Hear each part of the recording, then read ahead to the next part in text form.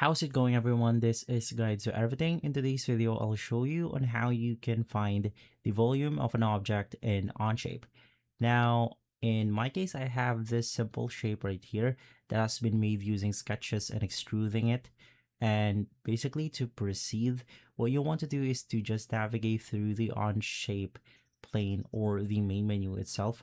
And at the bottom corner of your screen, you will be able to see a setting called Display Mask and Section Properties. Now, it's going to be a lot harder to see because it's on the bottom of your screen and it's really small. So just click on it and basically this menu will show up.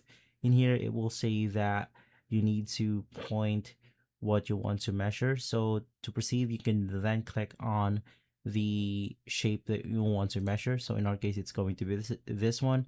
It will then say that you need basically materials to define it. Now it doesn't really matter because from here, we will be able to see the volume itself. So it's going to be this one. You can also see the surface area. And so guys, if this video has been helpful, leave a like, subscribe, and follow Guide to Everything for more videos like this.